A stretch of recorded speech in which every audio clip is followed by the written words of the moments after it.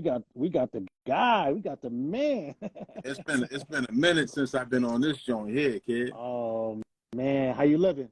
Shit, I'm here, man, doing what I do, man. I just, got back in here trying to put together I'm cataloging, so I got so much music, man. I'm trying to organize and put everything together. I've been letting people hear more of the stuff, that I've been doing over the years, because, between making new shit and trying to, organize the stuff I already have, I stay busy. That's good. It's good to be busy in these times. You know what I'm saying? What's up, everybody logging in? I see that. What's up, man? Oh, what up? What everybody? Everybody. So happy Sunday night. Hope everybody had a good weekend. So I just wanted to log in and chop it up with my brother Bumpy Knuckles, the legendary Bumpy Knuckles, Freddie Fox. You know what I'm saying? Do your Googles. He's been doing this thing for a minute, and I'm excited to have him. I know Bumpy is a busy man, so I don't want to keep too much of his time. But we got a new release coming really soon. It's called FUNKINTRYBE, and that was Bumpy's ideal as far as the name, and it's Bumpy Knuckles, myself, and MonoNeon, the MonoNeon. You know what I'm saying? That's crazy. Yo, he's a killing bass player. He's doing his thing right now. He was actually Prince's last bassist before he passed away, and I'm just honored to have this collaboration project that I did with them, and just want to chop it up with Bumpy and see what he's up to, and wanted to give y'all some history. So basically, I remember maybe it was definitely during the pandemic. Might have been 2020. I remember. No, matter of fact, I might have been 21, because that's when things it was strict, but you could still go outside. You know what I'm saying? I remember driving down to. I'm currently in Nashville. I remember driving down to Memphis, and I remember. Let me just go back. I remember one day getting tagged on Instagram. And I was bugging out because I was tagged by Bumpy Knuckles. He was in the laboratory producing, and he gave me a shout out, and I was like, it was crazy to be able to get that tag, because I'm such a big fan of Bumpy. We're talking Gangstar days, even before that, all the collaborations that he's done with like MOP and so on and so forth. But it was just an honor to get that tag, and I was just like, man, how did Bumpy find out about little old me? You know what I'm saying? But it was just cool. Bumpy was in the studio, and the Instagram that he posted, it was just him with the board, like the mixing board, and he gave a quote, and he played one of his bangers. And as y'all may not know, Bumpy is an amazing producer. Been producing for a while, and I'll let him give his history. But it was just cool to get tagged, you know what I'm saying, on that post. And then we just started conversing through Instagram. Then eventually we exchanged contacts, got on the phone, and I'm such a fan, you know what I'm saying? Like, it just bugged out. Love it. The phone. No, that's love. Keep rapping. I'm listening. Yeah. Just to be able to be on the phone with Bumpy, it was just like, oh dang, this guy's a legend to me. But yeah, it was cool. We just was chopping it up, and then I remember Bumpy was like, yo, he had an idea. He was like, man, I got a bunch of songs, that I've been producing. I'm working on some things. It'd be dope. I'm a fan of your drumming. It'd be cool if you can lay some drums in. He actually started talking about MonoNeon, because I know he was checking us out, in the Pete Rock and the Soul Brothers scenario, and he just mentioned that he was a fan of MonoNeon. I was like, oh yeah, Mono was like just a few hours away from him. He's in Memphis, and I mentioned to him that I was going to Memphis because me and MonoNeon, we have started working on some records, and we actually did a collaboration that came out called Little Green Man. We recorded that record. Actually, I recorded the drums at Al Green Studio. Shout out to Boo Mitchell, and I remember having those drums sitting around. And fast forward, I went to Memphis to work with Mono, and we had some studio time reserved at Sun Studio, which is the studio that Elvis Presley will record out of. BB King's. It's a legendary studio in Memphis, and Bumpy Knuckles had these tracks that he wanted me and Mono to jump on, and we went into the studio, and we just started cutting. He wanted us to replay the stuff live and add to what he had already done. And then we did that, and then after the session, it was like 3 a.m. I was like, Mono, yo, be dope. We just record some interlude beats, and we just started like making, freestyling, making up jams, and that's pretty much what spearheaded the FUNKINTRYBE Interludes project. I'm gonna let Bumpy get in and just talk, so y'all can get a little bit of his history and how we connected. Yeah, you know what the funny thing is, I remember when we was talking about, when I brought that idea about the live band, because I always wanted to do that. I always wanted a live band album, because I'm more of a fan of music overall than just one genre of music. But I always wanted to do a live band, but I never could really find. I mean, it's a lot of dope musicians, but I wanted somebody that really understood the kind of hip hop I do. You know what I'm saying? Like, that had a tag to the underground. What really inspired me, though, to be honest with you, is when I went to the Playlist Retreat. When I went to the Playlist Retreat in 2018, that right there was like, whoa. You know what I'm saying? I was like, I was automatically inspired. Oh man. Because I was in a place with so many talented musicians, and when you're an MC and people see you as an MC, I don't care what you know how to do. You could play every instrument in the house. You could sing. You could do whatever. They always gonna box you as an MC. You know what I'm saying? Mm-hmm.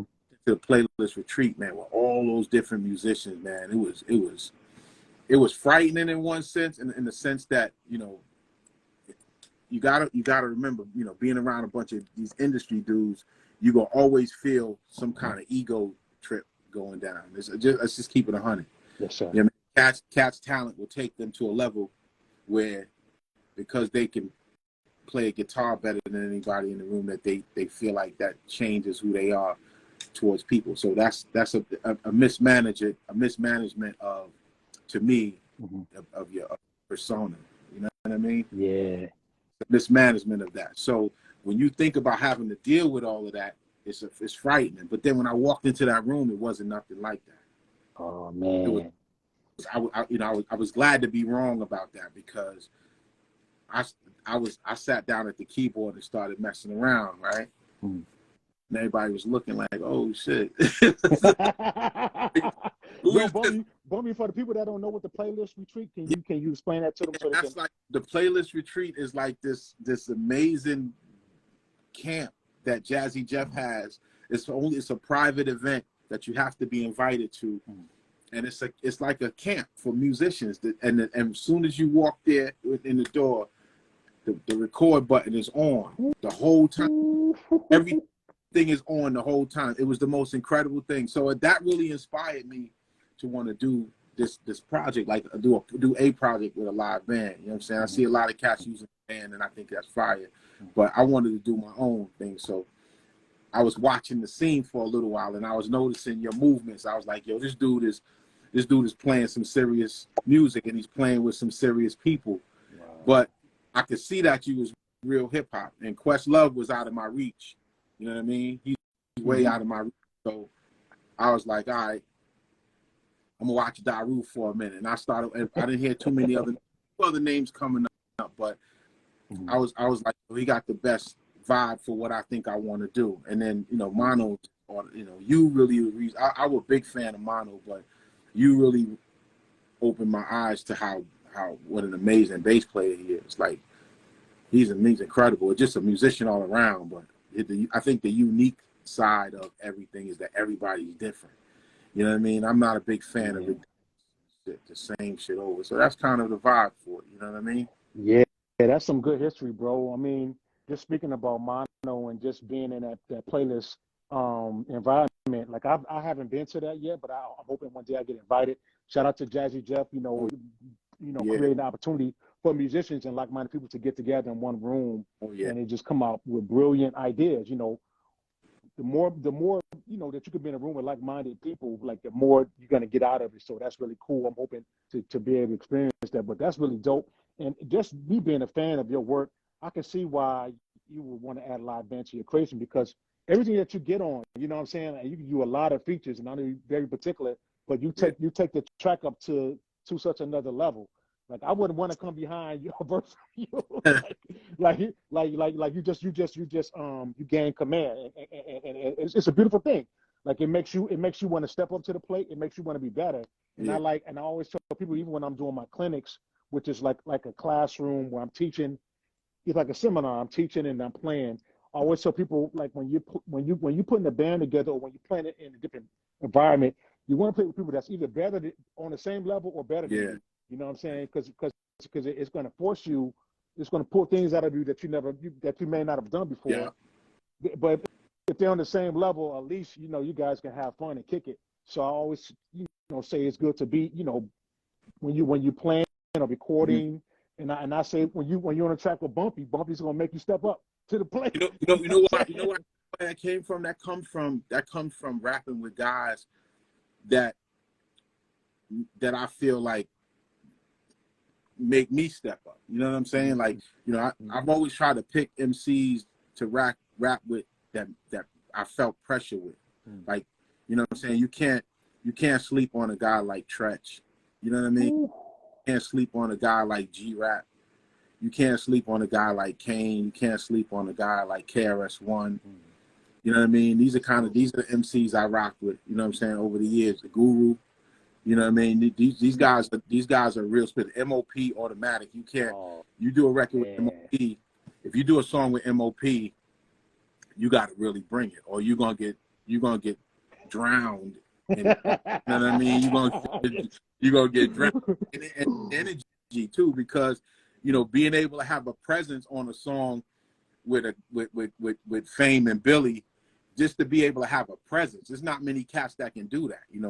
That's Busta Rhymes level type shit. Like, you got to be able to have a presence with guys who bring that kind of energy to a song, because usually they'll stick us guys at the end of the record so we can have a strong finish. But then when you got that kind of energy from the time the record start and you go last, you better be nice. Oh my God, that brings up some memories. I remember hearing about you even back in the Flavor Unit days. So I've been a fan from back then, and fast forward, just getting reintroduced, in the '90s, when huge, that era of the '90s, it was just so dope. You had like Premier and Pete Rock and so on and so forth. They were creating these legendary records, and I remember hearing about MOP, and it's crazy because I like the aggressiveness, of how they, and I say Fame is one of my favorite rappers because he raps like a drummer. Like, his wordplay is crazy. But I remember hearing, you featured on one of their projects. It's this track called "I Love." I don't know if you could play that for the people, listeners to hear. But that's one of my favorite features of you. Your verse, like I said, every time you get a feature on somebody's track, you're going. Like, I love when I fight, push the check, hand to hand, but you can't stop the love. Push to impress, and I'll leave you with less. It's real love for the mics that I bless. No question. Yeah, that joint. What's funny? I remember the day when they did the song, and it was in D&D, and we was when I came in, Premier was playing the track, and everybody was just sitting around vibing. You know what I mean? It was nice. And automatically the hook, I actually had that hook on another song. It was my song, but I had the hook on. I took that hook and I was like, I just was already writing. So when I said that hook to that, I just like, you know what, I'll just keep it for this. You know what I mean? And it worked. And it's, man, that was one of my favorite tracks from that record. Yeah, the concept is how people may not listen to the words like they used to, but the concept of that song is really deep. If you think about how people use the word love, you know what I mean? So when you could love things good and bad, you know what I'm saying? And they try to say love is a good word, but you can love things good and bad. So when you listen to the rhyme again, it'll make you understand. Like, some people don't just write rhymes. Some people really write things that come from a place that's real. Like, there's real MCs that really tap into real situations in their head and their mind. And there isn't always a physical or real experience in their life. It could be something in somebody else's life. This is an art form. So when you come to the table with a pen and you write and you say something, you got to think about how am I going to display my version of the art form as MC. Like, when you play your drums, you do it your way, so that brings your creativity to the table on another level. But just doing what somebody is doing. There's a lot of dudes out here that rhyme, and there's a lot of dudes here that say really good rhymes, like, really good lyrics, and they got the swag down, and they got the growl down, they got the snarl down, but that shit comes from nowhere. It's like, you know what I'm saying? Well, real fans really feel it in their chest when they know, yo, this motherfucker can spit. Like, he's spitting from this. It's like a poet. You know what I'm saying? When a poet say a poem, you know when it's real or when it's somebody that's just saying the lines, you know? Just to add to what you're saying, I totally agree. I think I always tell people, by me becoming a producer, it made me a better drummer. It made me, when I'm playing drums, I'm thinking about, as a composer, what would work for this section. And I just want to, you know, just saying, as far as you, I believe it's probably the same thing by you being a composer. Mm-hmm. Like you're actually, you know, you're dope on the rhymes already, and you got your style. But I feel like producer may have helped you, you know, craft like how you was able to craft that hook. Yeah. Like Yeah. like it's, you know, it just give you a whole different mentality when you approach a record. And now that you break that down, that now I'm thinking about that I Love track, and I was like, okay, that makes sense, because even the way that you craft your verse on it, I love. Yeah. And did Fame and Billy, did they, who was as far as first every the first sentence or whatever, they would say I love, you know, for the, you know, to start every line. We didn't even discuss. Everybody wrote their stuff on their own, so it wasn't like we just discussed anything. So the song comes together because once that hook is right, or once you got a creative connection with the MCs on the song with you, you know, that's the difference. We was in the studio together working, and we didn't really have to say nothing to each other. You know, just watching Billy and Fame work is something that people may never get to see it, because I was in the studio when they laid the verse. I see how they communicate with one another. And man, it's one of the most magnetic things you ever want to look at. To watch them lay down their verses and how well synced they are together. They already know if the other person is saying, and they already know. It's like when one say one thing, Billy don't got to tell Fame anything, and Fame. Oh my God, that's the magic of being in a group that really works. You know what I mean?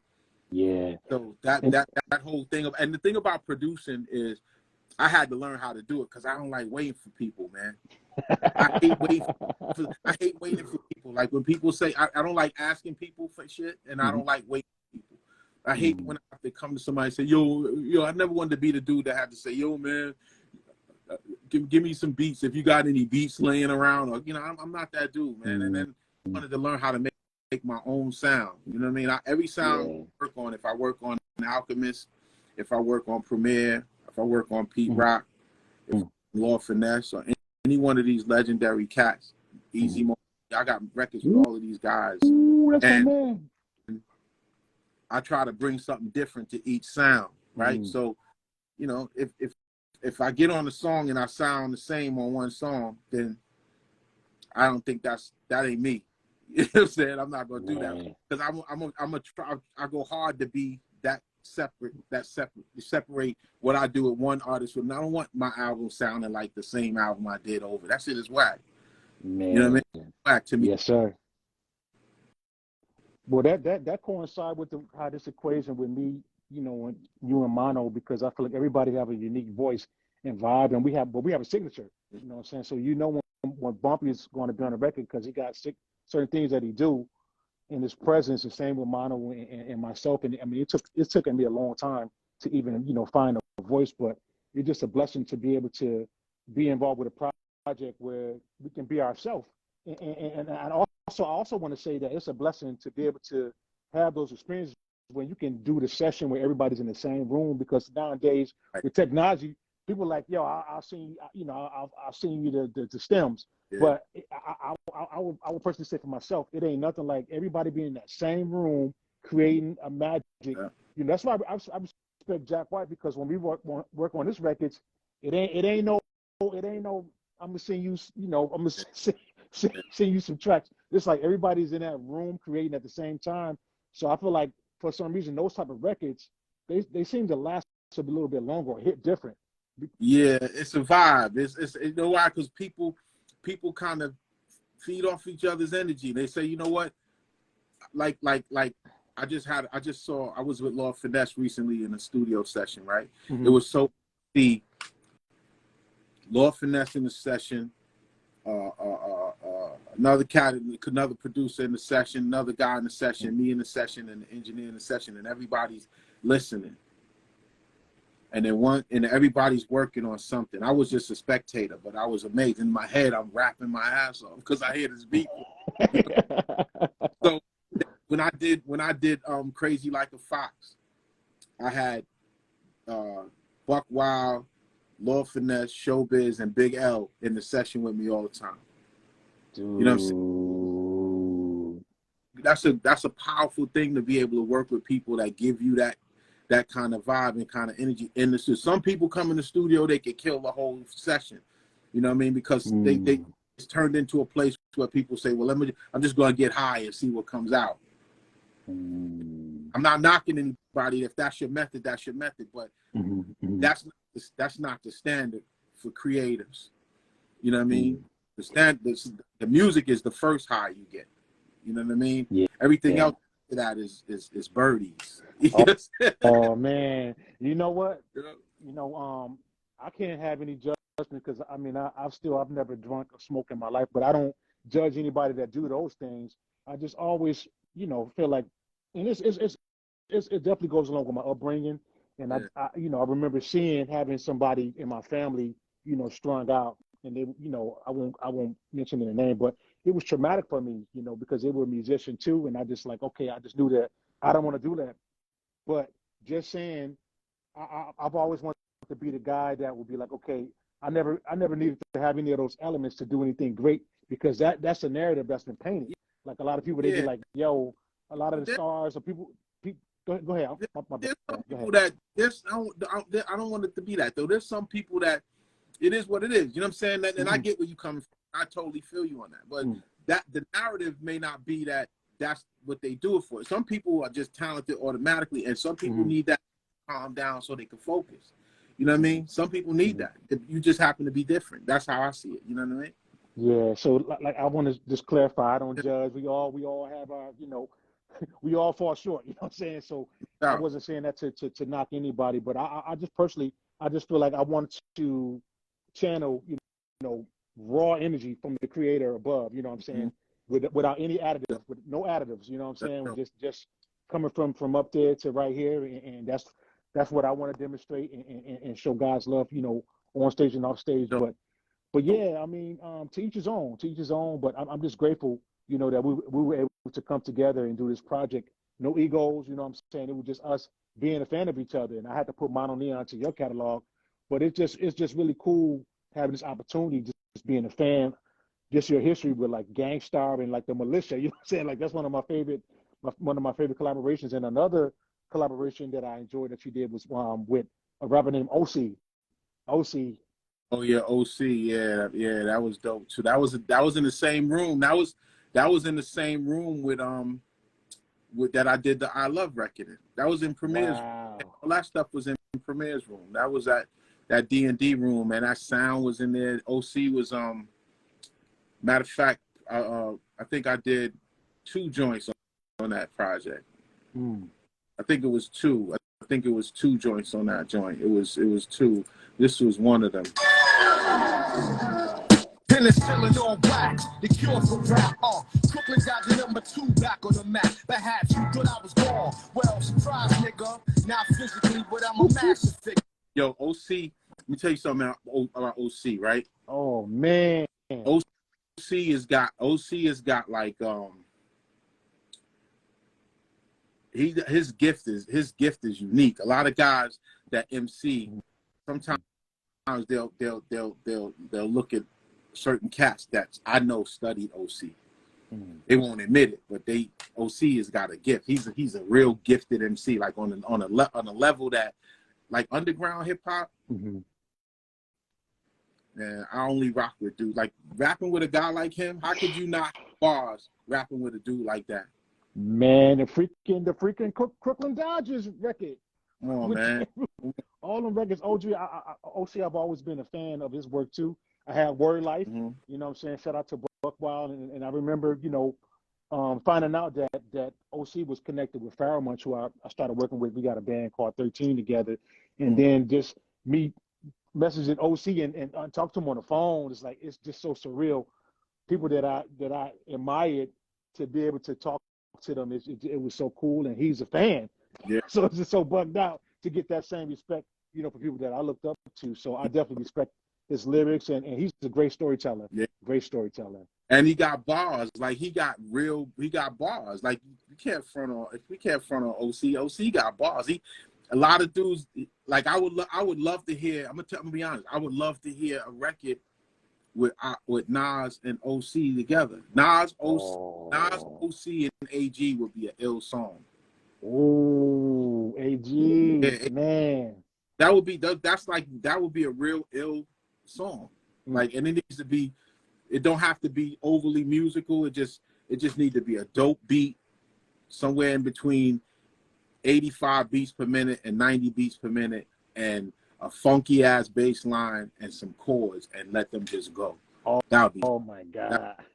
Yo, I want to give a shout out to hip hop. Hip hop is turning 50. Actually, a day before my birthday, I'm August 12th. Hip hop is August 11th. So definitely want to salute everybody that's played it, you know, play a part in the culture. It's been a part of my culture and my legacy that I'm building. And for those that are tuning in, I want to catch y'all while you're here. FUNKINTRYBE, Interludes, Bumpy Knuckles, myself, MonoNeon. We have 100 cassettes, well, under 100 cassettes left. If the link is in both of our bios, and it's coming out through Mr. Pink Records out of Austin. And I really need y'all to go preserve. Actually, the cassette ships tomorrow. You know what I'm saying? So I don't know. I actually need to call Mr. Pink and see how many we have left. But please, it's a special cassette. We did a limited run. Once we get rid of the physical copies, we definitely going to do digital. But right now, we want to make a collector's item. You know what I'm saying? And kind of take it back. I used to collect cassettes, and of course, hopefully one day we can put this on vinyl. But as y'all know, vinyl nowadays, you know, they're so backed up, it takes a long time. But cassettes are coming back. People are coming out with projects on albums, CD, and cassettes. And so, please, like we want y'all to. This is a special project. It's a special project, and we only made 100 copies. And go on the link in the bio. It's called the Interludes. And we'll talk about, you know, this shit funky. We don't gotta sell it. Just play it for these. We don't gotta sell it, my nigga. You know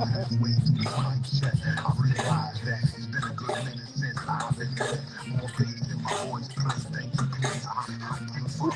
Come from the school of break beats and flow tight. Ain't no complaining when you lyrically rain. Umbrella for the dumb fellas screaming relevant. Don't got bars to impeach the president. You never been a factor, out the actor. Trying to play a rapper, a vibe distractor. Then he's out with a notebook and it's my brain now down with his mind. Compressor, slightly flustered. Each sound good. I wish it would.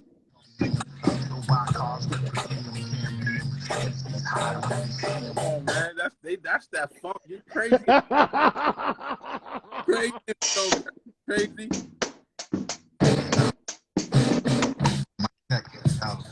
One, two. Yeah, I can keep going. Let me keep going. All right. Got family. Yeah, I think I got something. Out the noodles. Let's try this. Good morning, hip hop. Bark was Philly. Food with my shit. What's the belly? Real simple as the mic test. No gun needed. Bars clear from the whole booth. Flows they smoke proof. It was still, Dom. I had to figure out when I was writing, like, you know how fast I wrote this? Yes. Remember how fast I turned it around? Yes. Because I was listening to everything, right? I was listening to everything as one, like I was listening as a song, because it's only it's just only 10 minutes long. Everything as a song that the beat kept switching to.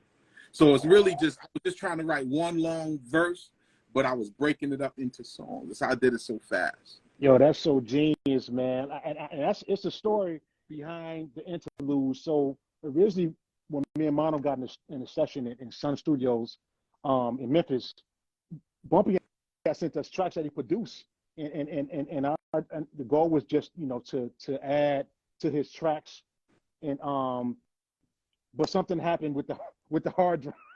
we had a Well, misfortune. Let me just say this to all the producers out there, right? No matter how many times you back up your stuff, right? Sometimes you can get so caught up backing up, and at one point you'll say, you know what, I'll do it tomorrow. And then you end up going a whole year without doing it, right? So always try to back up as much, but never trust any of these hard drives. All of these hard drives out here are faulty. To some point, they're going to always be faulty. So make sure you back your stuff up on something and try to continually save it up, or get you a server or something like that. But I lost a whole year's worth of stuff, right? And I'm back in the groove. Now, trust me, it didn't put a dent in what I got, but it just was annoying because a lot of it was new, and that project was one. The one thing I do, our record was finished. Nah, but the one, hold on a second though, fam. No, I'm not totally gonna take the L, right? Because Okay. I did have the 2-track mixes. I just didn't have the sessions. Got you. So I have the 2-track mixes, and I'm back and forth with it. 1 minute I'm tweaking something a little bit, and I go back and that's the luxury that I really lost. Yeah, but yeah. you know, I do have 1, 2, 3, 4, 5, 6 mixes, right? But now that I got the files again, I just gotta mix it again. The good thing is my ears are tuned to what I did, so it's just about timing now. But you know, good thing you had thing, so that was a good look. Yeah, so just grateful that we was able to keep it moving. But yeah, those tracks, Bumpy did his thing. Like, hopefully when this project, when the real project is ready, it's gonna be a treat. We're looking forward to that. But yeah, so basically what happened, I remember me and Bumpy, we were communicating. Bumpy was sending me and Mono some of the mixes that he was working on with the project, and then Bumpy went missing for a while. he went off right there for a while. I didn't want to talk to nobody. Everybody was I was mad as a I was like, yo, man. Everybody was getting cussed out, man. I was pissed. I was like, yo, and I was talking to my sister, like, man, I gotta reach out to Bumpy because he was sending us mixes, and then he just went off radar. I hit up Bumpy, and he gave me the bad news, and you know, I mean, I'm sure that I can't say that that's happened to me before, but I know how it is to lose something. So, man, I just was trying to empathize with Bumpy, and yeah, he was just like, man, what are we gonna do now? But I remember Bumpy. What I liked about Bumpy, he got the sessions, but he sent it to everybody. So he actually sent me some of the sessions, like the original, before he done the edits. So I was able to retrieve and send him some of the stuff so he can still rework it. But all of the edits, you know, we're gonna that's gonna get worked out. But anyway, I remember at the top of this year, I knew the tour was winding down because I was out with Jack White, you know, supporting his releases. And I just went through my computer. I was going through like an old hard drive, and I stumbled on that folder with the interludes, and I hit up Bumpy. I was like, yo, why don't in the meantime, while you rework these mixes and resituate the project, I was like, yo, I got these interludes. It might be dope for us to like do like a pregame situation. So yeah, I kid you not, I sent Bumpy the interludes, and the same day, the next morning, I had a whole project finished. I couldn't believe it. And that's sometimes it gets like that. You know what I mean? When you really vibing and you think it's the right move, the memory changes. It's you know, some people send me stuff and I listen to it and I got to figure it out. But I don't come from an era where we had the luxury of picking beats. You know what I'm saying? A lot of these dudes now, they want you to send them folders of beats like they got hit records or something. But I don't come from that. I come from whatever people send you, body it. I don't care if you got to figure it out and body it. Don't be crying about you don't like the beat. You know what I mean? That shit is whack. You know what I mean? That's whack. Man, that reminds me of the track, one of my favorite tracks that you done with Premier, Lazy. So what I like about Bumpy Knuckles too, when you listen to even his projects, he does these skits. Like when you listen to the record, the collage record, he does these skits, and he can change his voice to sound like like your uncle, your auntie, and just such genius at what he does. And and it was just I remember hearing that record.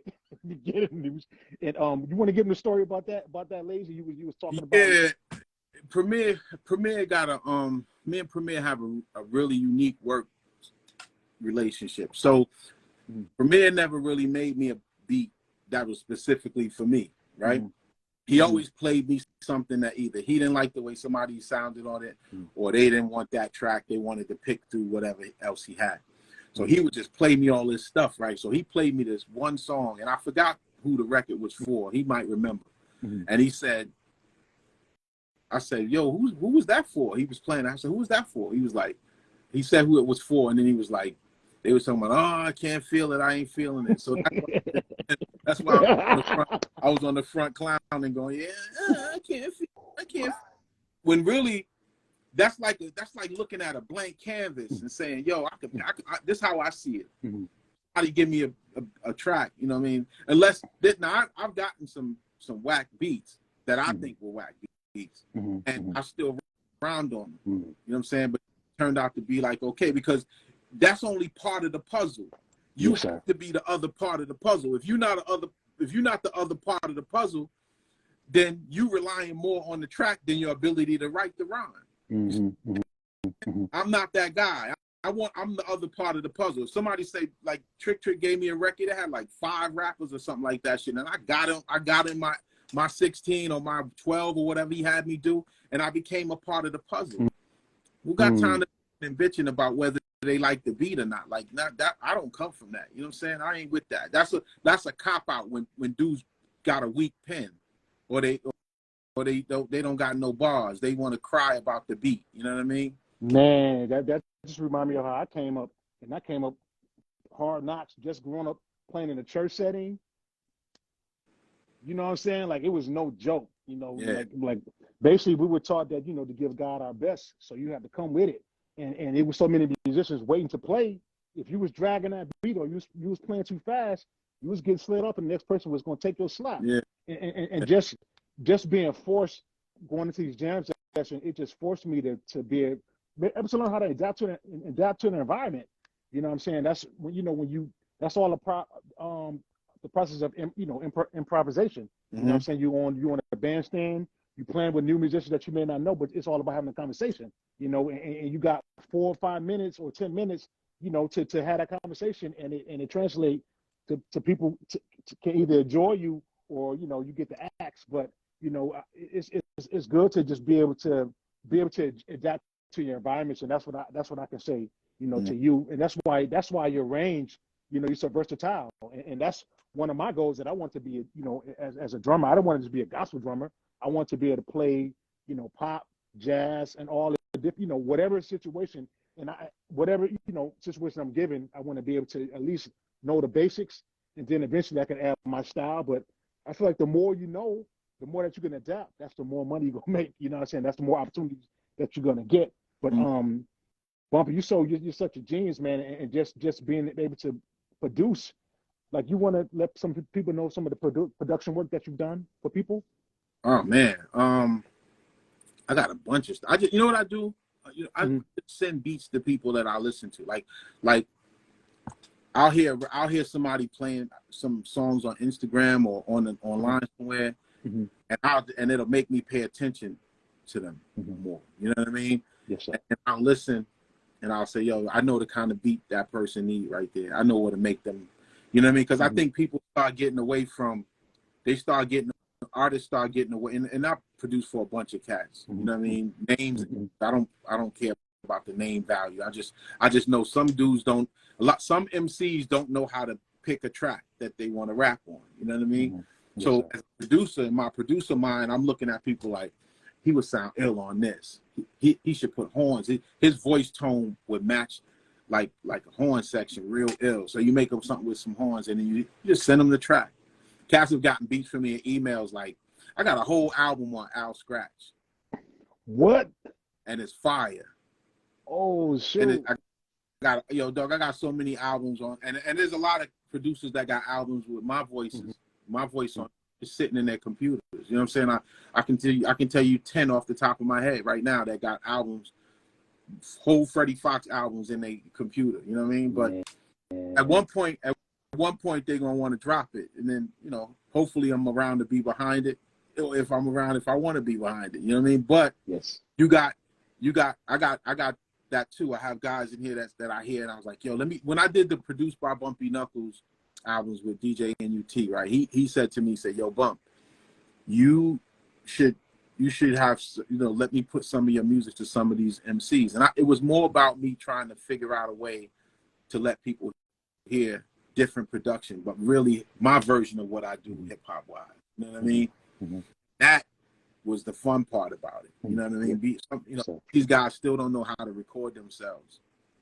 So as my engineer head goes into play, now I got to get on the phone and tell this, hey, yo, dog, stop putting delay on your voice when you're recording it, or stop compressing your voice so much. You sound like you're in a garbage bag or something. Like, I got to with them. You know what I mean? Because they want you. If you're going to, when I made the statement, even mechanics walk around with their tools.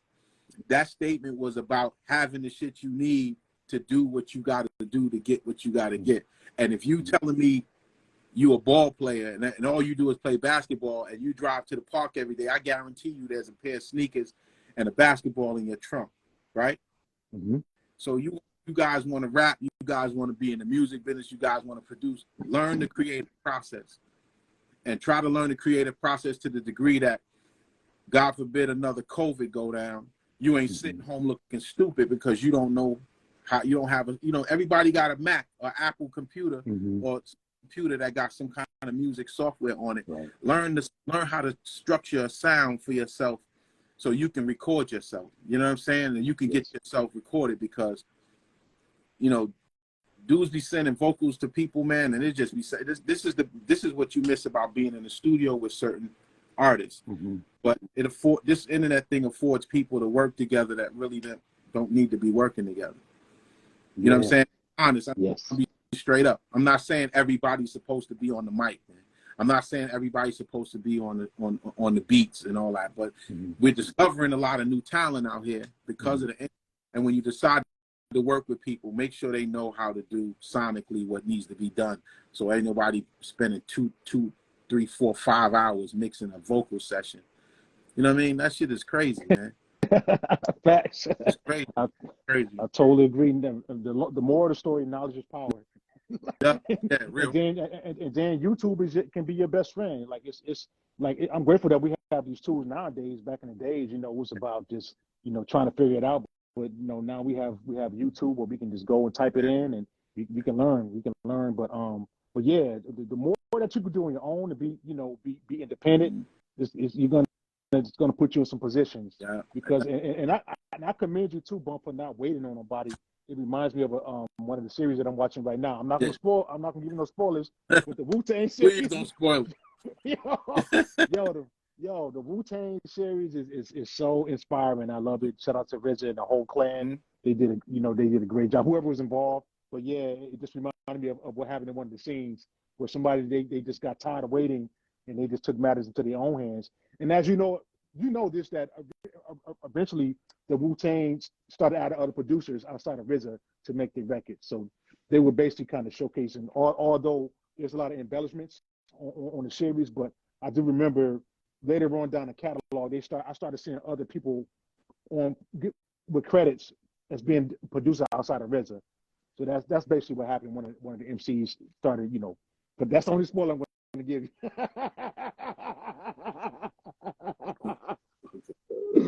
But like I said, got a new project. Somebody asked in the feed, was it a single? No, it's a full project, but it's short and sweet, but it's very powerful. It's you got to get your money's worth. You know what I'm saying? With everybody involved.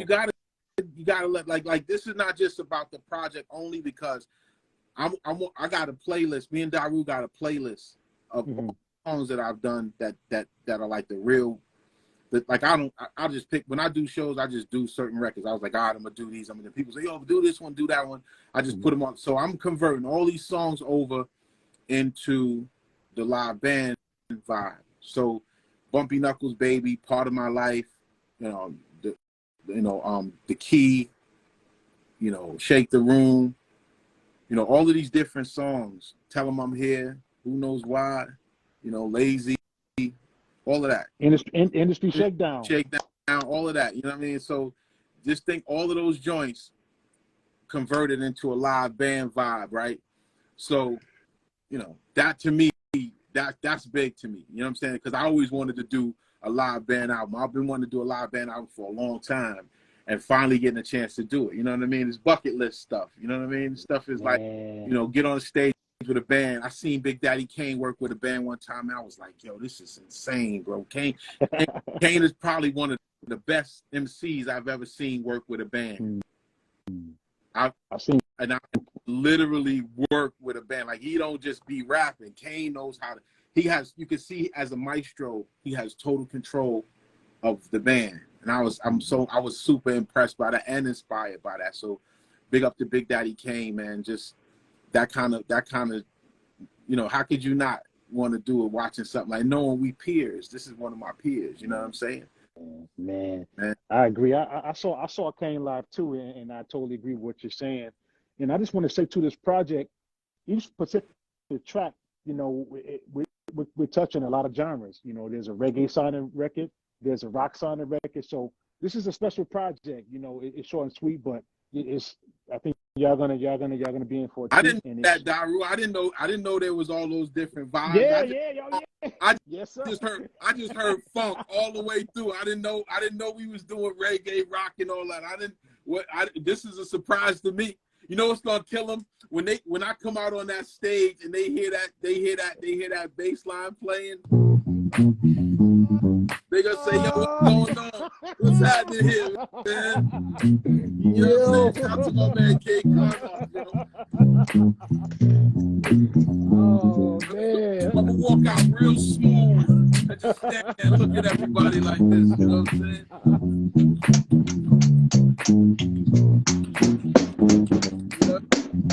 Staring at it, you know, like, you really serious?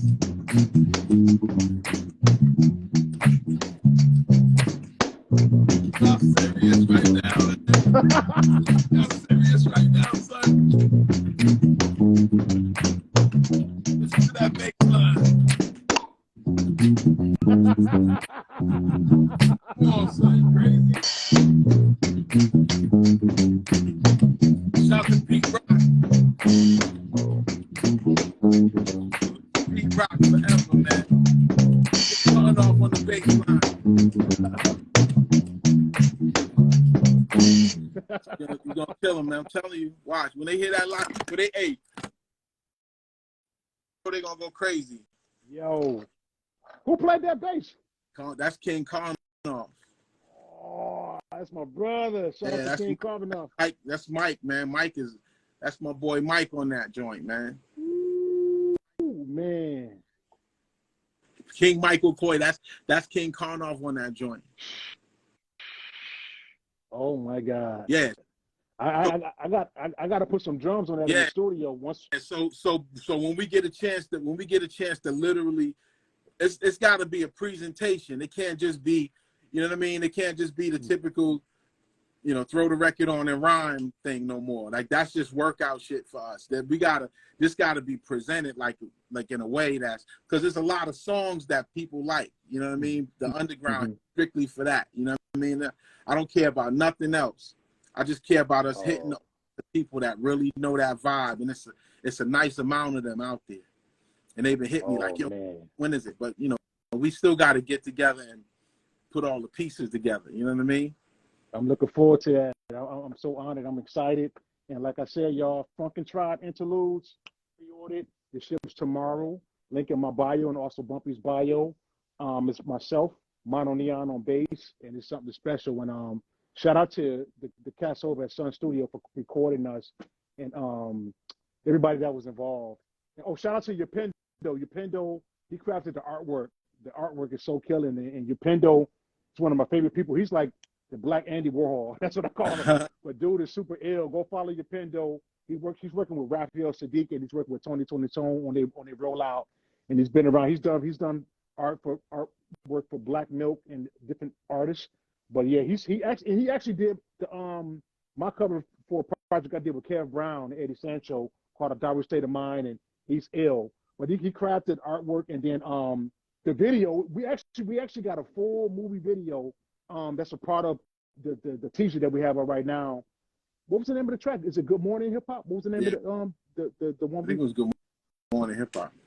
Good Morning Hip Hop. So yeah, there's a whole, you know, visual, you know, to the whole presentation. And my guy Jay Rockus from New York, he put that together. I've been working with Jay Rockus for a decade.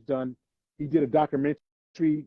We did a documentary together. But yeah, shout out to Jay Rockus helping us put this together. And yeah, y'all, big thanks, Bumpy Knuckles, for your time. And I don't want to keep you. I know you got things to do. Let me say this real quick, Dar. Listen, man, Daru is a politician, right? I ain't with all that. I want to play the music for everybody because I know that's what's gonna make y'all go get it. Daru's a politician. I respect his politics though. He's a very good politician. That's why he's in charge. I'm not in charge of none of this. This is Daru's project, and I'm down with it 1,000%. But I know me, I have to be easy because I'll push the play button and this is what you're gonna get when you get the full album. Right? This is what we do. Live band, Bumpy Knuckles, Daru Jones, MonoNeon, PHUNKINTRYBE. This ain't even on the joint that we're trying to get you to go buy. I'm telling you, this is the preamble to what you're gonna get on a full project.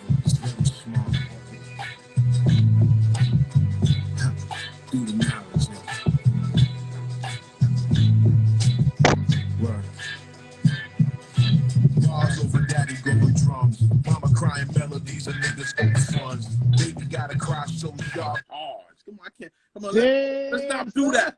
Let's just not do this. Let's not do all that, man. Let's not do. Hey, man, close my door, man. You let all my. Let my door open like you crazy, man. You know what? Let all close my door, man. Let all my legs twist it out. What's wrong with you, man? Don't be no leg twisted around here, man. All these leg twisted, man. Married the Continentals. It's about my energy. This is energy. What's that, nigga?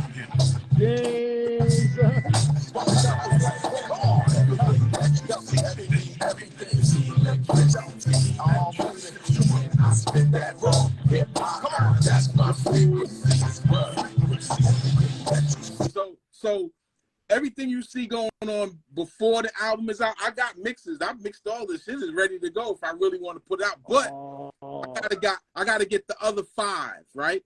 Mm-hmm. Now here's the catch. The catch is I gotta hand pick a bunch of different certain songs for singers that I want. I'm listening for singers now. Oh, gotcha. I've been listening for certain singers because I've been looking for certain sound vocally, right? Mm-hmm. So the Interludes project, is exactly what it is. Daru and them was jamming, trying to get them levels right, but they was playing some funk. And he said Bumpy would kill this, and he sent them to me, and I did just that, and I rocked on them. So everybody go get that. If you get that cassette, you'll understand what you're setting yourself up for. And there's going to be a collector's item because I don't think we're going to do but so many. So you grab those. All the collectors should grab those. You know what I mean? Yeah. Because it's going to be special. You know what I mean? I know ain't nobody waiting for nobody's album. We don't believe that. We want you to go get it when it comes out. So, but the album itself, the live band album, I'm looking forward to doing this shit on stage. Oh, this too. This is going to be an epic piece of art. Man. This is going to be an epic piece of the presentation of this is going to be so dope. And there's a story behind everything. You know what I mean? Mm-hmm. That's what it is. This is Stack 78. Yes. Yeah, you know, to add to that too, Bumpy, for people that buy this cassette tape, if you listen to Bumpy's lyrics, he's talking about everything that happened, even with losing a hard drive. It's such a, you know, relatable story, you know, that he's telling. So this project is special for a lot of reasons because, you know, I can only imagine how he's feeling. He lost all his music, and that's a part of his livelihood, you know. So I didn't lose all of it. I just lost. I lost 8 terabytes. I lost a small. That's a lot, bro. It was only 8 terabytes I lost. It wasn't that much. It was only 8 terabytes. Man, but we can smile about it and be joyful, but we know it's a blessing and everything. But during the time when the thing is happening, it's not a good feeling. So I'm just glad that Bumpy was able to still pick up the pieces. We was able to reconvene. Took some time off. We reconvened, and now we got something special for y'all. So we really, those that say they fans of what we do and what we bring to the table, this is how you show your appreciation. And you spend $10 to $12 at McDonald's. You know what I'm saying? I mean, this is we're just trying to get rid of the cassettes so that we're gonna go digital. But thank you guys for those that pre-ordered so far, and we're looking forward to finishing the full album. That's gonna come when it's ready. It's going down. Singers, I'm paying close attention to all the soul singers, like male and female. If you got an ill voice and you post something and I reach out to you, it's about something serious. You know what I mean? So I want to do that. You know what I mean? Because yes. I think it's a good look to put people in position to say, yo, that person that I put Alchemist on Industry Shakedown. You know what I mean? And when I met Alchemist, I'm not saying that I'm the reason he's on. I'm just saying that I remember when he gave me a cassette. Alchemist gave me a cassette and told me, yo, man, I got beats. And I said, all right, cool, I'll listen to it. And he asked me to listen to it. And when I got off the tour, I was going through my bag and I found this cassette and I popped it in and I was like, wow, dude, it's nice. And I started penning, right? I still got the beats. I still got this, because I keep all that shit, man, because at some point it's going to become, I always employ everybody, please make sure y'all archive and your videos and archive your memorabilia. I got a microphone that KRS-One did royalty check on. He blew the mic out, bro. He blew the on the mic so vicious.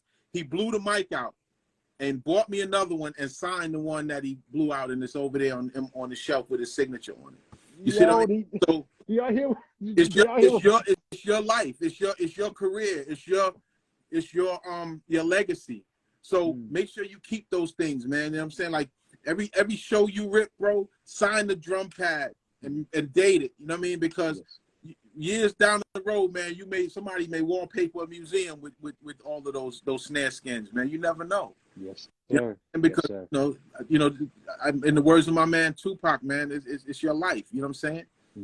Tupac Shakur is everywhere because he was documenting everything, and that was a smart decision as much as he could document. You know what I'm saying? And I don't know if it was intentional or not, but thank God for it. You know what I mean? Yeah, that's smart. That's smart. And I remember talking about, even when I came about a certain time, the internet was blowing up, but I'm glad that I had the content. I used to take my video. I had a Casio camera and I would take it everywhere I went. I got made fun of. It was like, yo, why you gotta have your camera out? I recorded all the rehearsals, but then when YouTube came around, I had all the content. So people were able to see me in these various environments, and it helped me get endorsements when I would go to the trade shows, because I would have my press kit and I had a video that came with it, and I was able to show them that I was a working drummer. So I agree with that documenting everything and just having it, because it's going to become gold later on, and you don't know. I think if you do it with the mentality of not saying I'm going to do this so it will become something, because little do you know, the things that people think that's going to be important, it end up being the thing that you don't even think it's going to be. Like I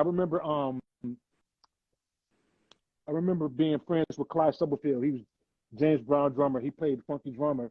One of the most sampled drum patterns in hip hop history, like that loop.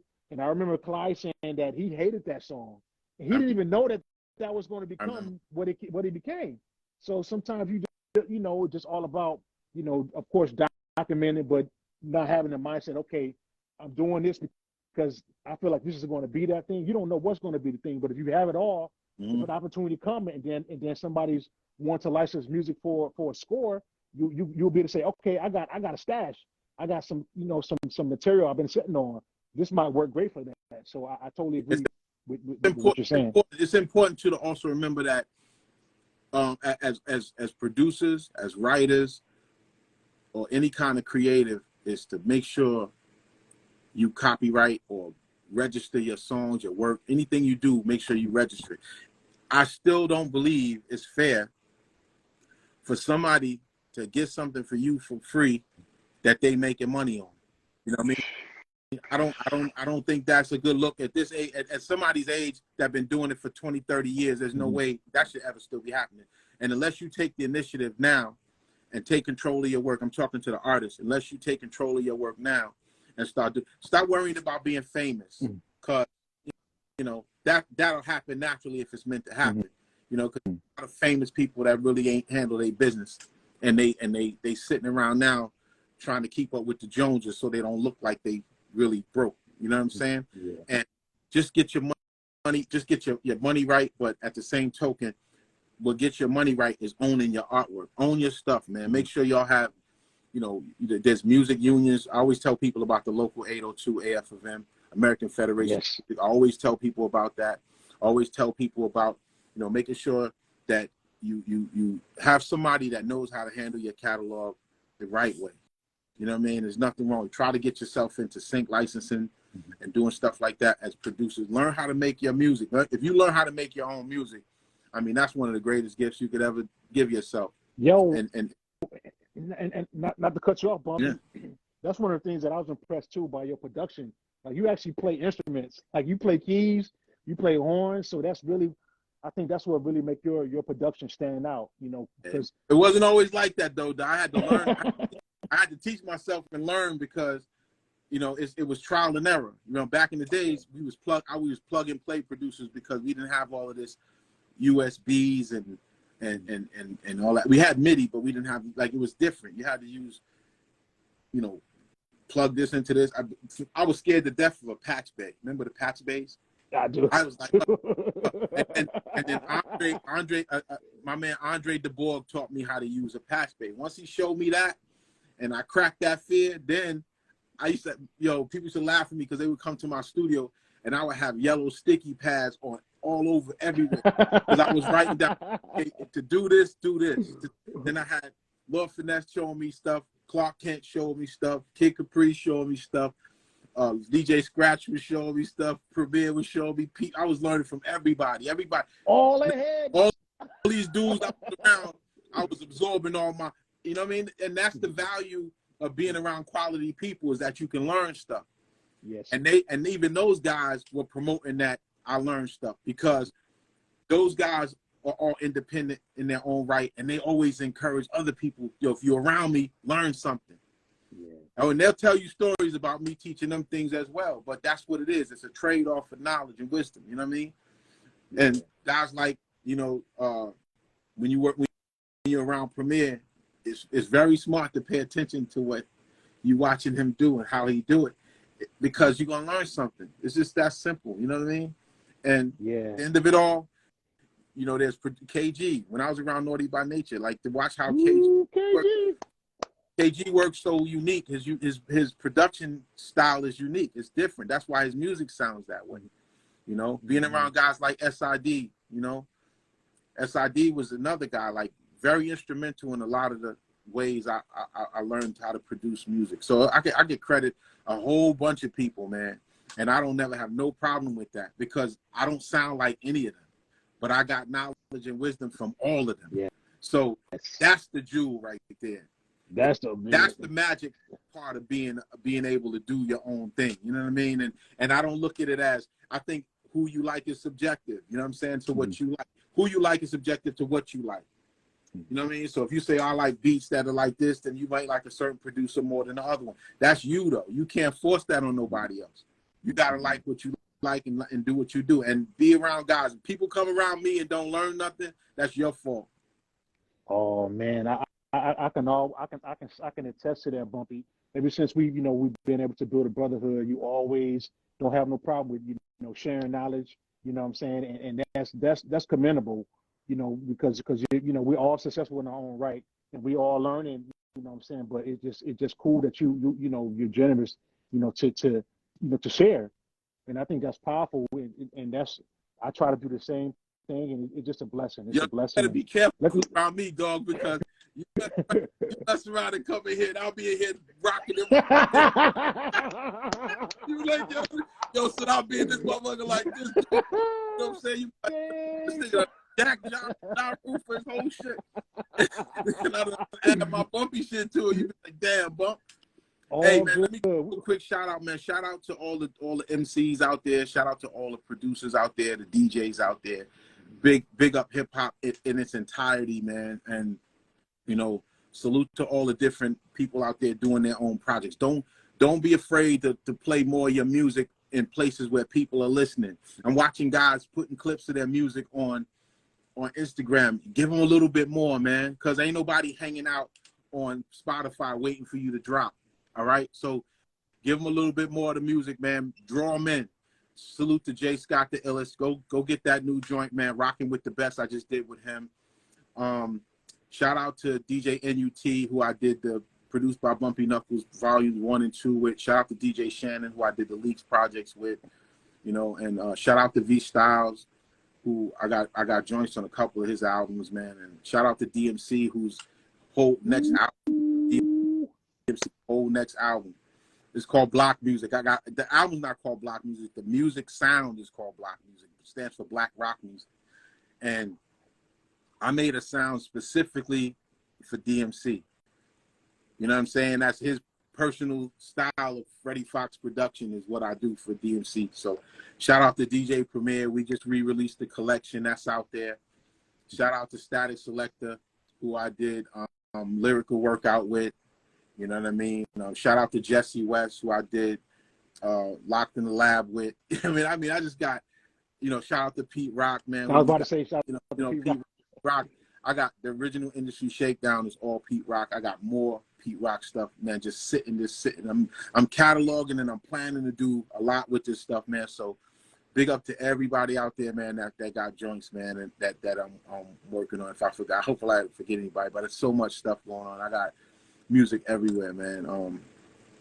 Just remember, man, it's all hip hop. Keep making music, keep talking about the music. Let's get back to that. Let's get back to, putting music out, man. And big up to all of the, I'm gonna say this straight up. Shout out to all of the drill rappers out there.